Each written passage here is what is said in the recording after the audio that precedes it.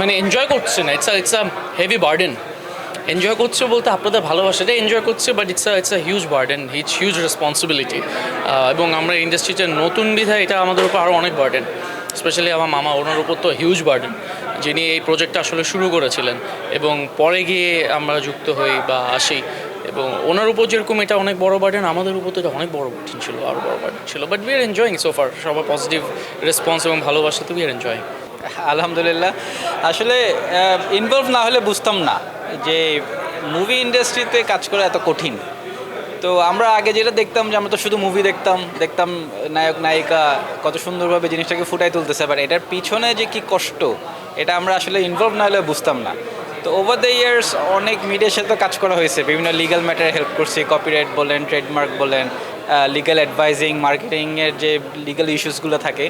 But এই প্রথম যখন আমরা ইনভলভ হলাম, এই not as a lawyer, as a উদ্যোক্তা, তো দেখা গেছে কি আরও অনেক কিছু চোখের সামনে আসছে, আরও অনেক ডে টু ডে লিগ্যাল প্রবলেমসগুলো আমরা ফেস করতেছি, যেটা এক্সপিরিয়েন্সের কারণে আমার মনে করি আমরা এটাকে পার পেতে পারছি। So it's a very good experience আমি বলবো। মানে এই এক্সপিরিয়েন্স আসলে ফিজিক্যালি না করলে আসলে আসতো না। চিন্তা করলাম শুধু আইন প্র্যাকটিস করে এবং মিডিয়ার আইনি বিষয় প্রত্যেকের চ্যানেলের যখন কোনো লিগাল অ্যাডভাইস লাগে ওদেরকে যখন হেল্প করতো এবং নায়ক নায়িকা ওদের পার্সোনাল লিগাল প্রবলেমগুলো যখন আমরা চিন্তা করলাম ঢুকে, এর চেয়ে বেটার উই থট ইন্ডাস্ট্রিতেই ঢুকে যায়। ইন্ডাস্ট্রিতে ঢুকে ইন্ডাস্ট্রি যে ইলিগ্যালিটি বা যতটুকু লিগালভাবে ইন্ডাস্ট্রিকে আরও সুন্দরভাবে সাজানো যায় ঢেলে ওই কাজটাই করে, তাহলে বিভিন্ন মামলা মোকদ্দমা, বিভিন্ন প্রবলেম যারা আমাদের শিল্পীরা ফেস করে, চ্যানেলরা ফেস করে, ওগুলো ফেস করবে না। সো ওই চিন্তা করলাম যে এই দৌড়ে আমরাও একটু ঘুরে আসি। আপনার কি অবস্থা ম্যাজিস্ট্রেট সাহেব? আসলে আমার মিডিয়াতে কাজ করা প্রথম শুরু হয় মিডিয়ার জন্যে মরহুম শাফিন আহমেদের জন্য। ওনার বেশ কিছু ম্যাটার আমি হ্যান্ডেল করেছিলাম, তখন থেকেই আই গট কানেক্টেড। এরপরে এই মুভির জন্য দেখা গেছে সিনেপ্লেক্সকেও আমি অনেক লিগালি হেল্প করছি। তো তখন থেকে একটা ইন্টারেস্ট শুরু হয়েছে, যে সবাইকে চেনা জানা শুরু হয়েছে। তো ভাবলাম পরে যখন এই অপরচুনিটিটা আসলো, শান মামা যে অপরচুনিটিটা দিল, তখন ভাবলাম যে ওয়াই নট। তো তখন শুরু করি, দেখলাম যে না সব কিছুই কষ্ট, বাট স্মুথলি গেছে মোটামুটি, আলহামদুলিল্লাহ। আমি আসলে এটাকে আমি পেশা হিসেবে নিইনি এখনও।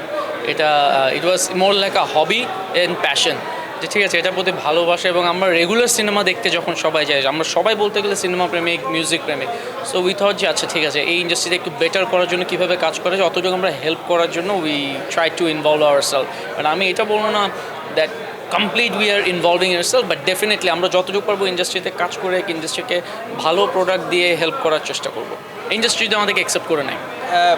এই মুভি ইন্ডাস্ট্রিকে সৃজনশীল করার জন্যে আমরা যথেষ্ট চেষ্টা করছি, তো এই চেষ্টাই থাকবে।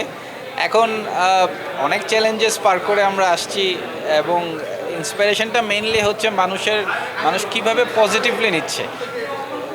So far it's very good. যদি দেখি যে না কমপ্লিটলি পজিটিভ ইয়েটা পেয়েছি, তখন হ্যাঁ অবশ্যই এই ইন্ডাস্ট্রিকে আরও আগে নেওয়ার জন্য চেষ্টা করব। আমার মনে হয় বাংলাদেশে বেঁচে থাকা যায় সবচেয়ে বড় টাফ একটা চ্যালেঞ্জ। না সত্যি বলতে কি ইটস আ হিউজ চ্যালেঞ্জ আমার জন্য। আমি 3টা office back and fourth run করা, দেখা যায় আর সবচেয়ে কষ্ট এবং ভালো জিনিস যেটা হচ্ছে, কষ্ট হচ্ছে 3টা জিনিস একসাথে মেনটেন করা, বাট ভালো জিনিস হচ্ছে এই মেনটেন করার জন্য যে স্ট্রং সাপোর্টটা, এটা আমার ওয়াইফ অ্যান্ড আমার আই হ্যাভ আ বেবি মাশাআল্লাহ হায়াত। সো ওদের দুজনের সাপোর্টটা কি মেন্টাল পিস, যে ঘরে গিয়ে আমি পিসফুলি চিন্তা করতে পারি যাচ্ছে সামনে আরও আগানো যাবে, এবং ওদের সাপোর্টটা এটাতেই নিয়েই আমি মোটামুটি প্রেশার না মনে করে এগিয়ে যাচ্ছি 3টা জিনিস নিয়ে মোটামুটি। বাট হ্যাঁ ইটিভির সাথে আমি জড়িত, আপনি যেটা বলছিলেন ইটিভির সাথে জড়িত থাকার কারণে যেটা আপনাদের সকলের সাথে রেগুলার দেখা হওয়ার একটা সুযোগ হয়, সুযোগ হয় গণমাধ্যমের মাধ্যমে বিভিন্ন দেশের মানুষের কাছে পৌঁছানোর এবং মানুষের কথাবার্তাগুলো জানার যে সৌভাগ্যটা পাচ্ছি, এটা I would say it's an opportunity আমার জন্য।